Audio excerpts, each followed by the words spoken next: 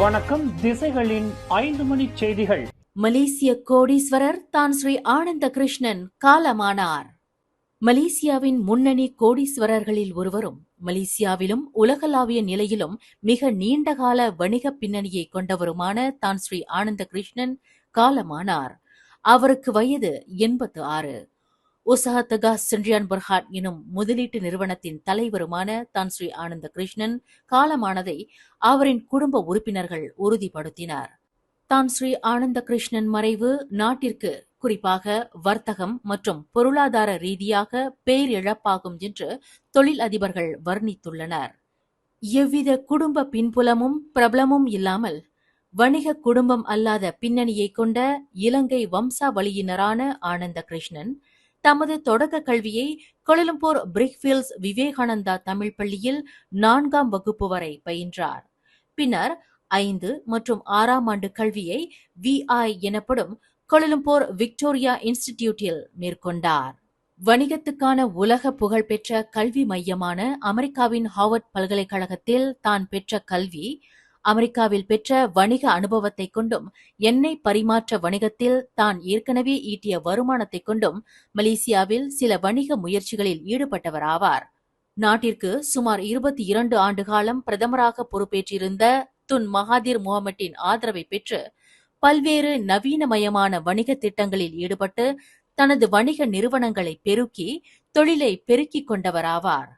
ஆனந்த கிருஷ்ணன் தொடங்கிய முதலீடு செய்த தொழில்கள் அனைத்துமே அரசாங்கத்தின் சிறப்பு அனுமதியை பெற்றவை என்பதோடு அடுத்த கட்ட நவீன தொழில்நுட்பத்தை கொண்டவை என்பதுதான் அவர் மிக குறுகிய காலத்தில் மிக பெரும் பாரம்பரியத்தை கொண்ட சீன வணிகர்களை பின்னுக்கு தள்ளி நாட்டின் 2வது பெரிய பணக்காரர் இடத்தை பிடிப்பதற்கு உதவியது. ஆஸ்ட்ரோ துணைக்கோள தொலைக்காட்சி ஒளிபரப்புக்கான அனுமதியை பெற்றபோது அடுத்த 10 ஆண்டுகளுக்கு வேறு எந்த நிறுவனத்திற்கும் அத்தகைய அனுமதி உரிமம் வழங்கப்படாது என்ற அரசாங்கத்தின் உத்தரவாதத்துடன் தான் அந்த ஒளிபரப்பை ஆனந்த கிருஷ்ணன் தொடங்கினார். இது ஆனந்த கிருஷ்ணனின் தூரநோக்கு வணிக வியூகத்திற்கான உதாரணமாகும்.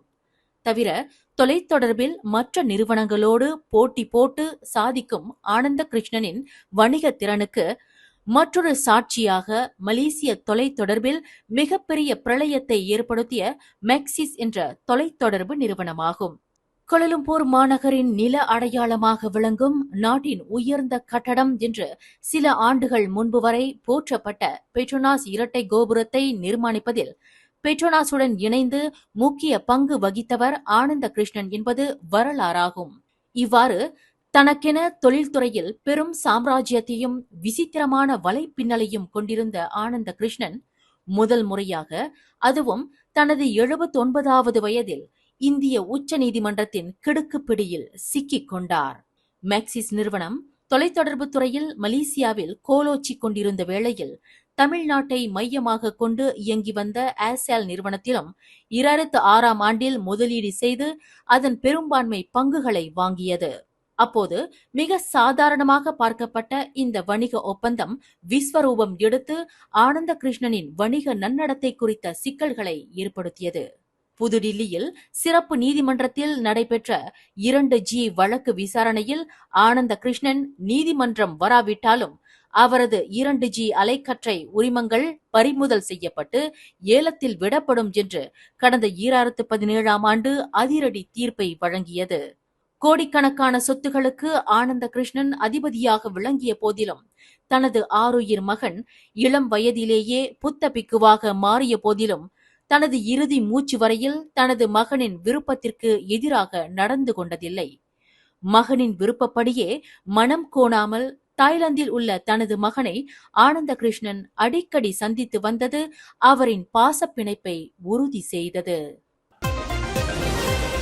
இன்று தமது 86வது வயதில் காலமான மலேசிய கோடீஸ்வரர் தான் ஸ்ரீ ஆனந்த கிருஷ்ணனின் சொத்து மதிப்பு $5.1 பில்லியன் அல்லது 22.66 பில்லியன் ரிங்கிட் ஆகும் என்று மதிப்பீடு செய்யப்பட்டுள்ளது.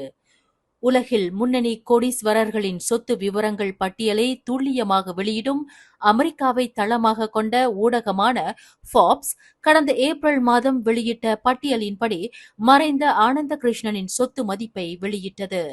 மலேசியாவின் முதலாவது கோடீஸ்வரரான சர்க்கரை மன்னன் ராபர்ட் குவாக் மற்றும் ஹோட்டல் சொத்துடைமை தொழில் அதிபரான இரண்டாவது கோடீஸ்வரர் குவாக் லேங் சானுக்கு அடுத்து மூன்றாவது பெரும் கோடீஸ்வரராக 22.66 பில்லியன் ரிங்கிட் மதிப்புடைய சொத்துக்களுக்கு அதிபதியாக ஆனந்த கிருஷ்ணன் விளங்குகிறார் என்று அறிவித்திருந்தது.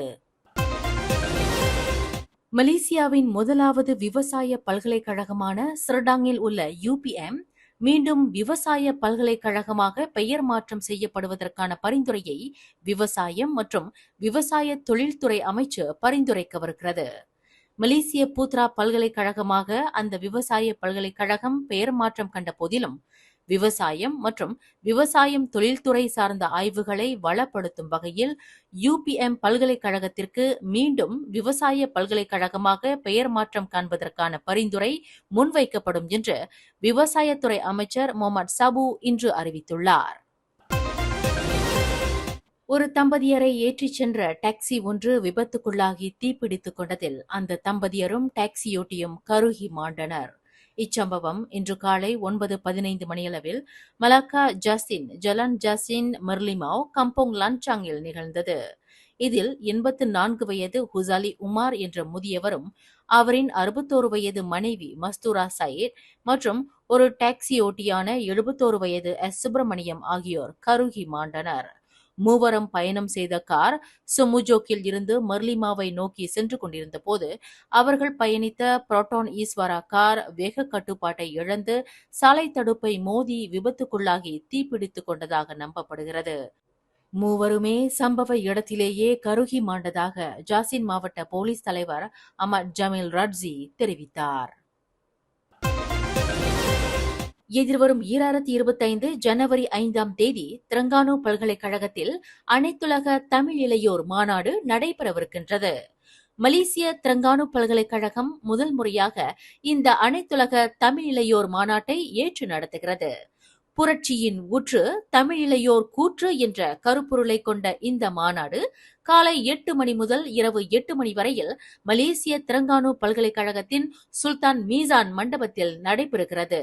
முதன்முறையாக இளைஞர்களால் இளைஞர்களுக்கு ஏற்பாடு செய்யப்பட்டுள்ள இந்த மாநாட்டில் உலக தமிழ் இளைஞர்களின் அறிவார்ந்த கலந்துரையாடல், சொற்போர், கலை நிகழ்ச்சி என ஒரே கூரையின் கீழ் பெருவிழாவாக நடைபெறவிருக்கிறது.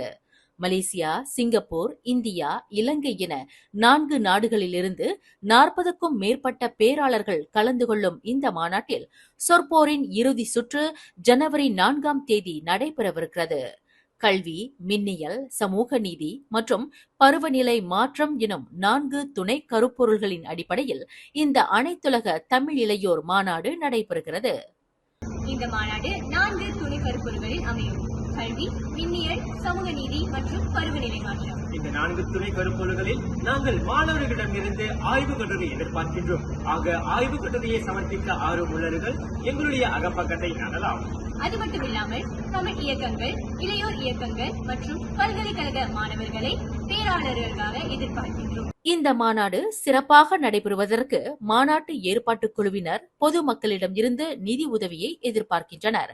நிதி உதவி வழங்க ஆர்வம் கொண்டுள்ளவர்கள் அகப்பக்கம் வாயிலாக நிதி உதவியை வழங்கலாம் என்று மாநாட்டு ஏற்பாட்டுக் குழுவினர் கேட்டுக் கொண்டுள்ளனர்.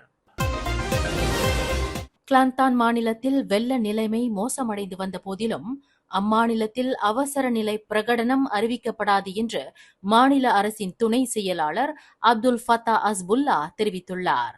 தற்போது வெள்ள நிலைமை முழு கட்டுப்பாட்டில் இருப்பதால் அவசர நிலையை அறிவிப்பதற்கு தற்போது அவசியமில்லை என்று அவர் தெளிவுபடுத்தியுள்ளார். கிளாந்தானில் வெள்ளத்தில் பாதிக்கப்பட்ட மக்கள் நிவாரண மையங்களில் தஞ்சம் புகுவதற்கு ஏதுவாக இதுவரை 157 நிவாரண மையங்கள் திறக்கப்பட்டுள்ளன.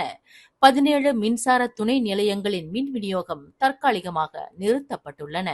மேலும் செய்திகளை தெரிந்து கொள்ள கீழே இருக்கும் பெல் பட்டனை அழுத்துங்கள். உங்கள் மகிழ்ச்சியை வெளிப்படுத்த லைக் மற்றும் ஷேர் செய்யுங்கள். தொடர்ந்து திசைகளோடு இணைந்திருக்க சப்ஸ்கிரைப் செய்யுங்கள்.